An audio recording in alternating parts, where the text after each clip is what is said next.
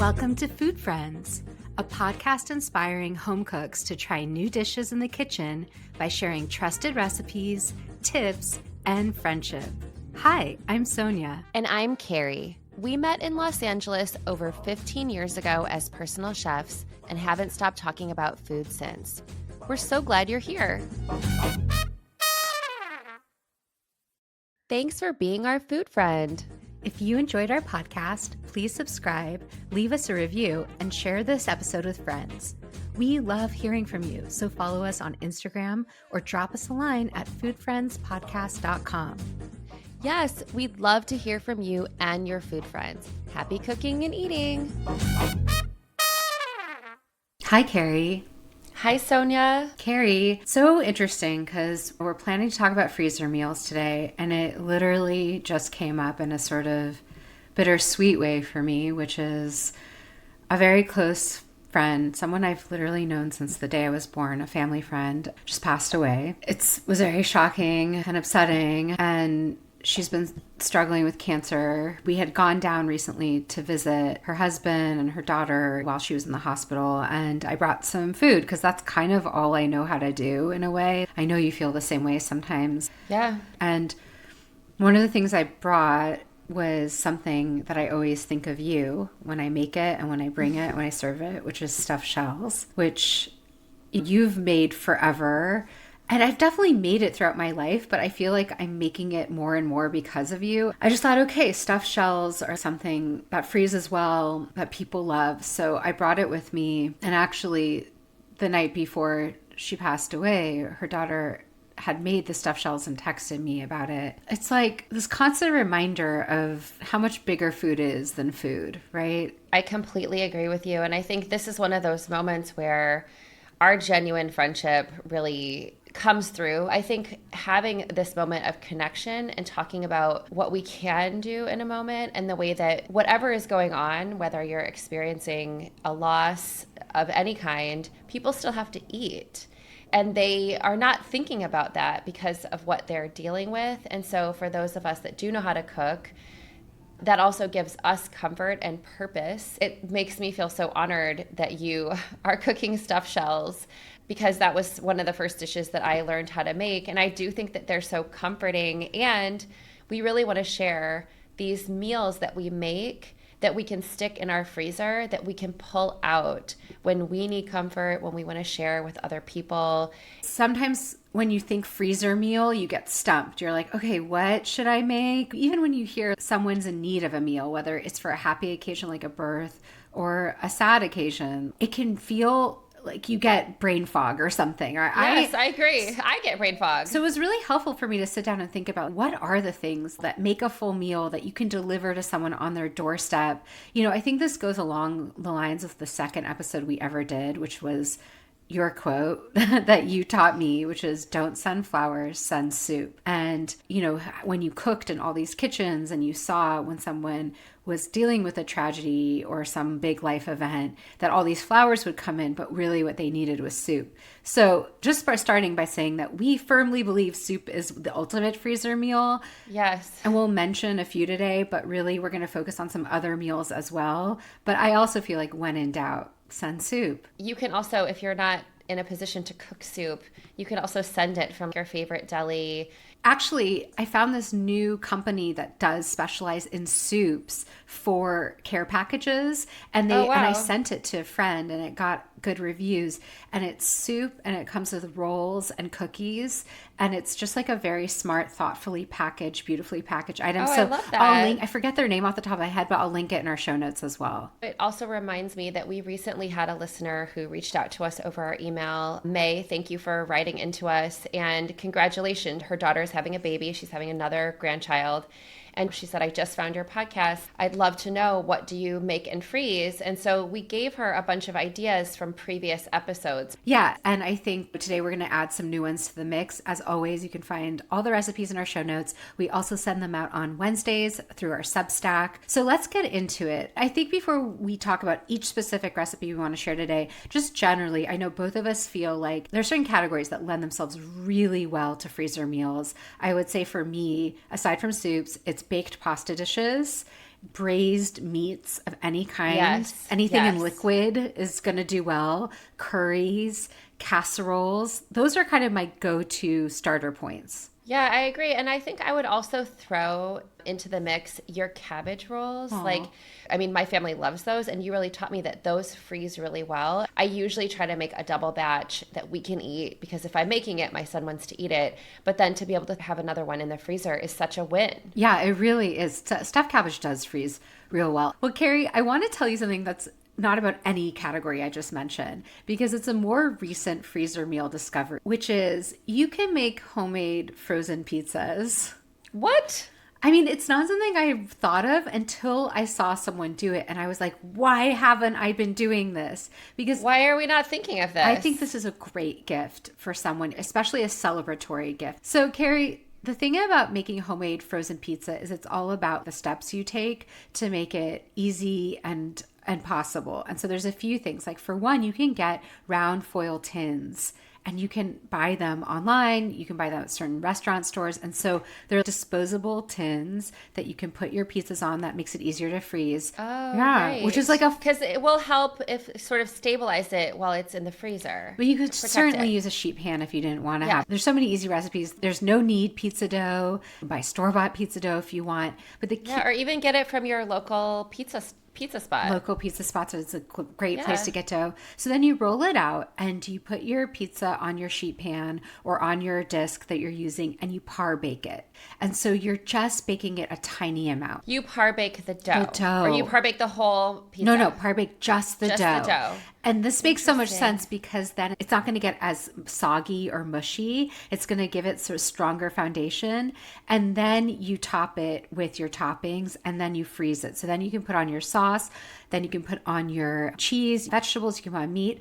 I will say you sent me pizza from New York once. Yes. But was it raw when it arrived? Yes. So it was Okay. kind of exactly what I'm talking about, where they maybe partially baked the crust, maybe didn't. Yeah. But what they did do is they kept extra sauce on the side and they tell you to add the sauce before you bake it. I think this is an important detail if you're going to make homemade frozen pizza because you don't want too much sauce because it will end up kind of getting soggy as it freezes. Right. And then you can wrap it up and gift it to someone or have it in your freezer. I mean, I think that's brilliant. I also love this sauce detail because some people really don't like a lot of sauce and other people love really saucy pizza. And so having a little bit of that extra sauce, you can even just dip your pizza in a little bit of extra sauce and add more flavor. That's such a good point. Sonia, I'm glad you brought up pizza because I completely forgot that all through my 20s, I used to make homemade calzones. And I would say it's probably the exact opposite of what you're talking about because I would make a double batch of calzones. I would have all the dough and I would have all the toppings and, you know, I would either do it with my roommates or with friends or even my family. And we would make our calzones. I really like sausage and peppers and a little bit of onion. Like an Italian sausage that you cook. Yeah, mild Italian sausage that you cook and break up and then mix that in with some sweet peppers that I've sauteed with some onions and garlic and stuff that in with a bunch of cheese. My boyfriend at the time, he really liked pepperoni, so we would always have pepperoni. I can't even think of you with a boyfriend that's not James. So when you said my boyfriend at the time, I'm It's like, been a long who are you time. talking about? Where A long was James? time. Why isn't I he know. there? Well, that's what Mac will also say occasionally. But you fill them and then you pinch them together and then bake them completely. Oh. And then So unlike let the them- pizza, like you fully want it done. You fully want it done. And then what I would do is once they've completely cooled, I would freeze them on a sheet pan in the freezer. And then once they were completely frozen, transfer them into a plastic baggie. I did do that for a couple of clients. And then people could take them out, especially the kids, the teenagers, then when they would come home from school, you could just put that in the oven and rewarm it. Or even a toaster oven gives it that crispy edge that you're really looking for. It's such a good point. I love reheating something in a toaster oven like a pizza or a calzone. I do think an oven works just as well, but it's not the same in a microwave, which is just going to soften it. But what you are talking about is sort of like a homemade Hot Pocket, which I love. I mean, A hot pocket and a calzone are different. I'm not trying to say they're the same, but it's the same idea. These are all kind of classic ideas, but I do think we forget about them as freezer meals. It's one of those meals in my mind that is a production. If I'm going to make it, it's going to be all over the kitchen. And so I might as well make twice as many and freeze half of them. It's similar to me, like if you're going to make stuffed shells, which you have to stuff all these individual shells, you should definitely make a double batch because totally. If you're going to make lasagna too, dumplings are also one of those things. Well, and many years ago, actually, when I was pregnant with Mac, I was invited to a friend's pierogi making party. Right. The wonderful thing that happened is that after we were all done making pierogies, and everyone got to take home little baggies of pierogies. It was amazing. I love a pierogi making party. So fun. I have another freezer meal that may not be totally intuitive, but definitely works. So I think meatloaf is a great freezer option. Sonia, I am really surprised. I've literally never made meatloaf. I grew up eating meatloaf for sure, but it's not one of those dishes that ever calls to me or I think about, but it really makes sense that you can make a meatloaf and freeze it. Like a meatball, like any kind of meat mixture you could freeze, you could do with a meatloaf. So we also recently had someone write in and ask if we could share a meatloaf recipe that we like. And this is the one that immediately came to mind. I had a job in college where I was helping do some home care assistance for this older person, and she had a meatloaf recipe that she taught me. So I kind of fell in love with meatloaf in that job. But then when I was a personal chef, the family I cooked for loved meatloaf, and they especially loved this Ina Garten recipe. Oh, wow. That's funny. I literally never had a client ask me to make meatloaf. So I would love to know what makes this Ina Garten recipe. Is it beef? She has two recipes. Both of them are great. But the one that this family asked me to make and the one that Jonathan asks me to make, because Jonathan loves meatloaf, my husband. He just is obsessed with it. Who knows why? This is a turkey meatloaf recipe because they tended to prefer leaner proteins in that house.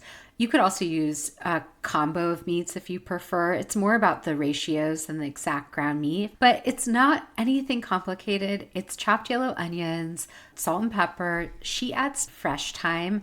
I think that's often an Ina Garten addition, and I think it's often the addition that makes something taste that much better. It's really worth including and not skipping. She also adds, and I think this is crucial, a 1/3 cup of Worcestershire sauce to the mix. Oh, that's a boost. But you want to hear how much ground turkey you have in this? This is why it's a freezer meal. And this recipe used 5 pounds of ground turkey. In one meatloaf? So it's for one For recipe? one giant meatloaf. She makes one giant 5-pound meatloaf. And this is what I would make. However, I will say, for a freezer meal, what I would do is probably make this whole giant recipe and make them into smaller loaves. And you can put them on your sheet pan. You don't need a loaf pan. You just form them into little loaves. And that's how she tells you to do it too. So you have your Worcestershire, your tremendous amount of ground turkey. 5 pounds. 5 pounds. A little tomato paste, some breadcrumbs, some eggs. That's the basis, and that thyme, which is going to give you all that flavor. And then she also has you brush it with ketchup, which is really a classic meatloaf technique. So nostalgic. Yeah, it's so nostalgic. And listen, it's sweet. It's tangy. It's going to help keep that moisture in. It has that glossy top. It adds, like you said, that sweetness and that tanginess, the umami of tomatoes. It's a great ingredient. There's all kinds of ketchups on the market. And you just put that in the oven. And then you would fully cook it. For me, I fully cook it. You fully cook that one, and then you freeze it. I mean, listen, I would be thrilled if someone made me a delicious meatloaf like that and gave it to me, especially if you just think about the moments in your life when you really need a little bit of comfort. You really want something that just fills your belly and warms your heart and doesn't feel complicated. It's definitely uncomplicated. There's one last tip I want to include that Ina taught me, which is you put a pan of water underneath the sheet pan as it's cooking to help the meatloaf from drying out. I think it's such a good tip. It's not something everyone does. And then when you reheat it, I reheat it wrapped and covered and then uncovered at the end where you could brush on a little bit more ketchup or sauce, tomato sauce if you wanted, so that you're not having it dry out when you reheat. I think that those are really great tips. Well, one of the things that my mom used to do was she would make ground beef tacos with just ground beef, and she would use the spice mix, but she would freeze it. And we would sometimes just have it on a regular weeknight if she was having a particularly busy day. But one of the things that she would also do is she would take it with us when we would go on vacation. I grew up in Illinois. We would go to Lake of the Ozarks in the middle of the summer. Many of us families, we would stay in these little cabins. No one wanted to cook. It was really, really hot out. But if my mom brought that down, it could stay in the cooler as we were traveling and driving. And then you could stick it in the fridge and just reheat that taco meat for soft tacos, for hard shell tacos, for nachos. I often found that when she did all of that prep ahead of time, it was just a way you could kind of gather people at your cabin. Inevitably, she would host one of the meals because everyone would come over for tacos. I love the reminder of frozen taco meat as a quick freezer meal just for your everyday life, whether you're gifting it or not. Yeah. If you're gifting it, you could give frozen tortillas and frozen taco meat and then even like a hot sauce to go with it. So you could almost make little taco kits. And I think it's such a helpful, useful freezer meal. And again, comfort food at its finest. Yes, yes. And I think one other thing, if you're making this for someone else that you know, like if someone doesn't eat beef, you can give them chicken or turkey. It's really about the spices that you're using anyway. Yeah, or you could do some kind of other taco filling. I sometimes do like a bean filling or like a chickpea, or there's the Beyond Meat if that's, your preference. All those can freeze really well. So Carrie, there's another category of freezer meals I think sometimes gets overlooked, which is breakfast and brunch and lunch. Like we often think about dinners. And of course, breakfast food could be for dinner. But again, I don't think we're always thinking of freezer meals in this way. I do think a good quiche is an incredible freezer option. But there's a specific one that I love as a gift for people or for feeding a crowd, which is a sheet pan quiche. What? Yeah, it's just the same idea as any other quiche, which is there's a crust and there's filling, but you're doing it all in a sheet pan. So I like this because it can be cut into squares, which is just really convenient. It's flatter. It can make a larger amount at once. There's just something about sheet pan pies in general that I'm really called to. I know you are too. You've shared a couple of great ones. Yes, absolutely. Are you making your own dough? So I'm going to share a recipe from Smitten Kitchen that's for a spinach sheet pan quiche. And I think spinach is just a kind of crowd-pleasing, timeless flavor. Most people will eat it. It's vegetarian. She advises you to make your own dough. It's a simple flour and butter pie crust. Flour, butter, water, salt.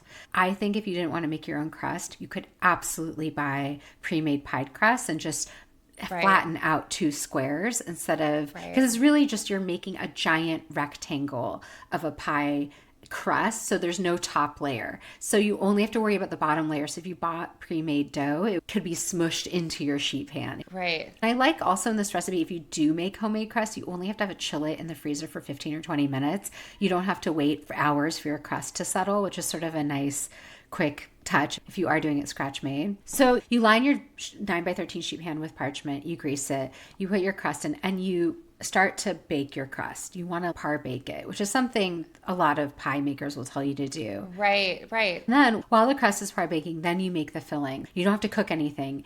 It's room temperature cream cheese, half and half, eggs, thawed frozen spinach, so you don't have to saute any spinach. But you probably squeeze out. You have to squeeze it out, yeah. Okay. Grated cheese, Parmesan, some scallions, salt and pepper. Obviously, you can modify this with the cheeses you like, with the herbs you like. And then once the crust is par baked, you fill it and then you put it back in the oven to fully bake.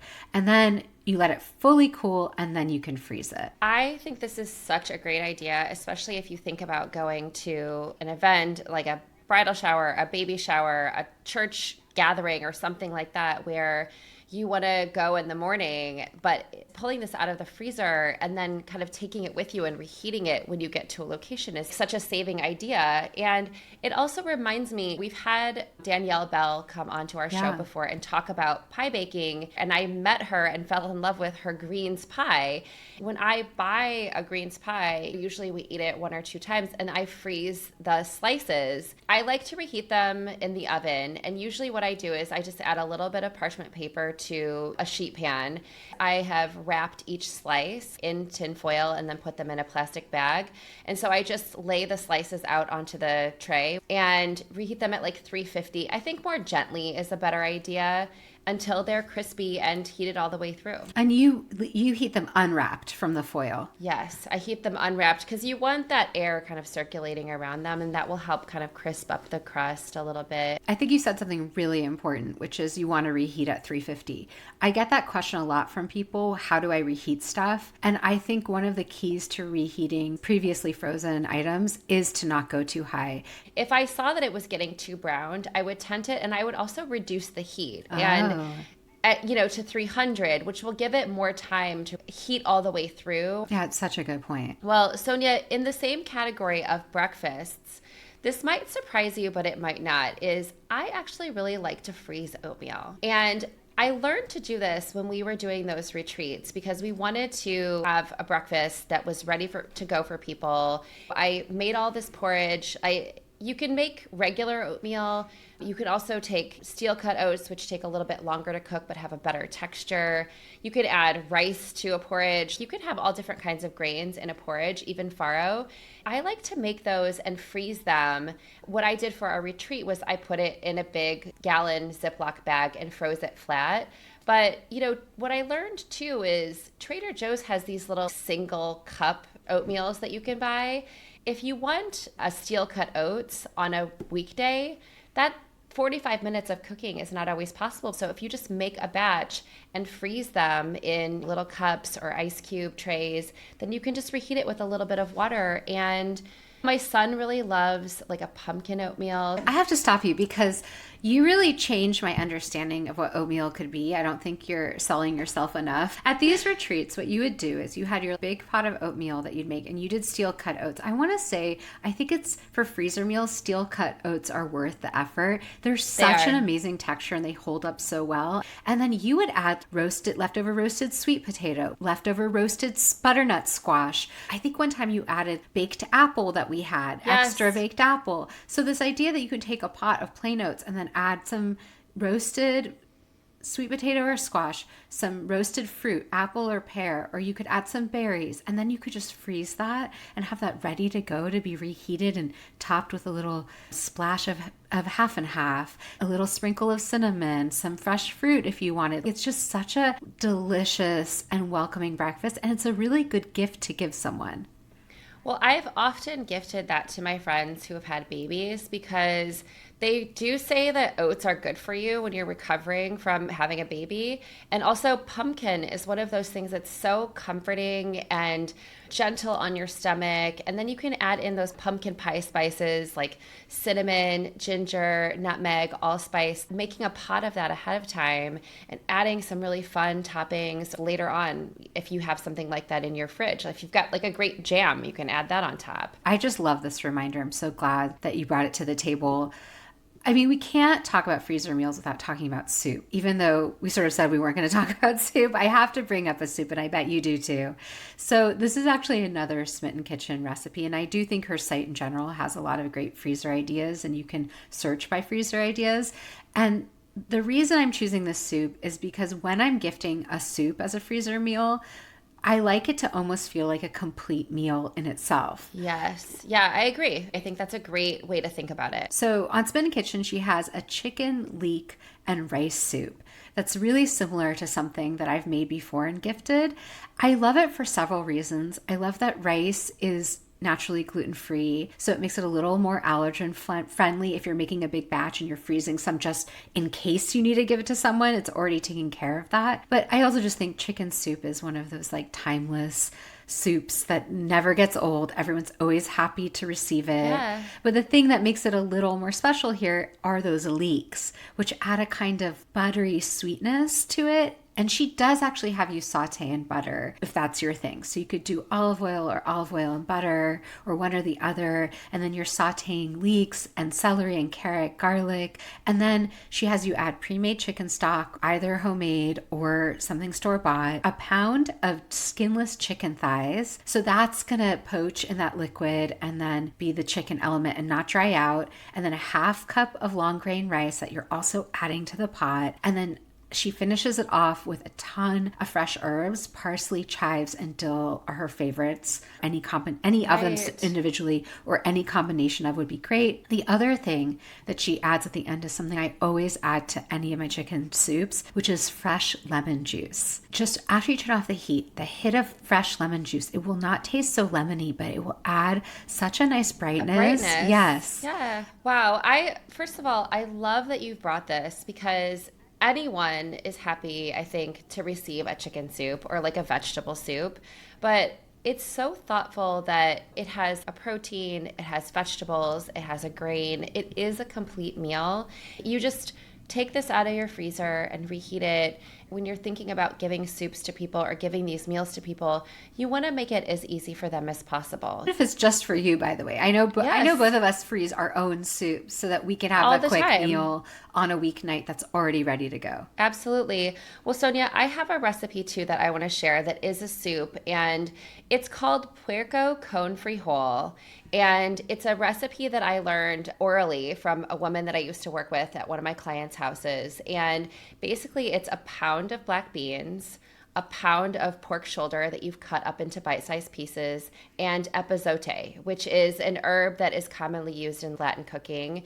You can get it at like a Latin market. Usually you can get it dried. Sometimes people have it in their garden, and some of my farmers also sell epazote. I do occasionally grow it in my garden too. It grows really well. But it's really just those three ingredients. What is epazote's flavor like? That's a good question. It kind of has some minty and anisey kind of notes. It's funny to think about it as minty because it is considered a weed in some circles, but it just adds this really lovely layer of flavor. Because you're taking a whole pound of pork and a whole pound of beans, it makes this really big pot of it. What I like about this soup is that it's very brothy, and so you serve it up and you pull the pork out and eat it in soft tortillas or corn tortillas. And then to that bowl of beans, basically you add all of these fresh elements. So very finely chopped white onion, very finely chopped radish, very finely chopped cilantro, and then squeezes of lime, and then whatever hot sauces that you want. I always freeze the rest of it so that I can have it on a later date. And this would be a great thing to give to someone because it's very customizable. Well, I like also this idea of you have in your freezer, whether it's for you or someone else, while it's reheating, you're just chopping up these little elements, some onion and some radish and some herbs or some lime. And then by the time it's done reheating, you have all your toppings done and you can sit down and have this incredibly homey, warming meal. Even the idea of just the black beans, I know the point of this is the pork, but even a pot of good black beans that you did this with would be also a lovely meal. And then maybe a side of rice if you're a vegetarian or vegan or didn't eat pork. Just being reminded of like good frozen soupy beans is a perfect, make all the difference. Yeah, it's a great freezer meal. Just adding a note of freshness to your point about the lemon juice, a squeeze of lime, a freshly chopped onion makes all the difference. Yeah, it's so true. Well, Carrie, I recently actually made a bunch of freezer meals for a client, and one of the things that they wanted was oxtail. They had all this oxtail, and so I actually made a Jamaican oxtail curry. Oh, wow. I've never made something like that. It was so good. And curries are something I like to freeze if you make a big batch because some of them take a little bit more time, but oxtail is such an amazing ingredient. It takes a long time to cook, but once it's cooked, it's incredibly tender, incredibly rich and fatty, and kind of beautiful, and it's like star-like shape. Absolutely. I will say if you can't find oxtail or that's not an ingredient you like, you could make this kind of curry with any stew meat. And the other interesting thing about this particular recipe is that you simmer it with potatoes and carrots. So it really is a hearty curry. It's not just pieces of meat. And I like that as a freezer meal, and especially for this client, because it was like, again, here's a jar filled with something that you just have to heat up and you have dinner on the table. So there's a couple of things that make a Jamaican curry, and certainly you can make your own curry powder, but there are Jamaican curry powders that you can buy. But some of the other herbs and spices in this curry are allspice, which is just a beautiful, I love it. right? Yes. Yeah, I love allspice with beef. I think that they go together so well. Like it's not quite cinnamon, it's not quite nutmeg, it's No. not quite clove. It's in between all of those warm spices. The other thing that typically you add is like a scotch bonnet, a hot pepper of some kind. Right. But if you don't want it hot, you could add a milder pepper, a little less pepper. And then it has your usual suspects like garlic and onion and tomato paste. There's also recipes that call for fresh thyme and beef broth, and you're making a braise, which is you're browning your meat, then you're coating it in the spices and the tomato paste, then you're adding your carrots and potatoes and your liquid, and you're letting that simmer for probably at least 3 hours until it's very, very tender and soft. So I did not grow up eating oxtails, but thanks to you and me going to H Mart, which is also a couple miles from my house, I always pick up a package of oxtails when I'm there because when I make beef broth, I find that to make the best beef broth because after you've cooked this meat and bone, you have this really delicious broth.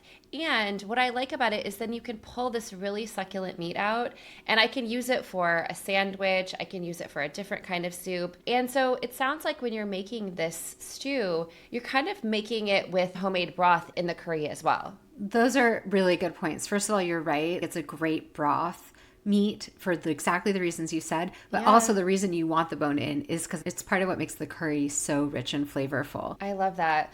Well, Sonia, I have one last idea that I genuinely make and put in my freezer all the time, which is breakfast burritos. There's this really great Yewande Komolafe recipe from the New York Times, and you make them on a sheet pan. Her recipe includes a lot of thoughtful tips. It has soft scrambled eggs, Monterey Jack cheese. You use a can of black beans, but you add some cumin to it. Then you add some cilantro and even a slice of avocado. And Wow. so she has you lay all your flour tortillas on a sheet pan. You assemble them all together. You can eat them in that moment, or you can wrap each of them, put them in tin foil, and what I do is I freeze them. I just love the reminder too to freeze burritos because you've talked about bean and cheese before, which I Yes. love a bean and cheese burrito, and there's nothing like a homemade one. But a breakfast burrito is another really good, quick on the go meal, and especially if you're busy and you still want to have breakfast, to have a stash in your freezer. Yeah. But also to gift to someone who To might. give to someone. Because a lot of times when someone's being on a meal train, like we've talked about already, breakfast gets overlooked. Absolutely. And that was actually part of May's request is she was saying, my daughter is having a baby. I want to give her meals that she can hold in her hand. And so having an individual burrito, I think it's really such a nice gift. This really makes me want to put my freezer to more use. Absolutely. And all the recipes are going to be linked in our show notes, including some ones we didn't mention because we've talked about freezer meals before. And we're also going to do a roundup for our Substack. You can find the link to subscribe in our show notes. Until next time. Until next time, bye. Bye.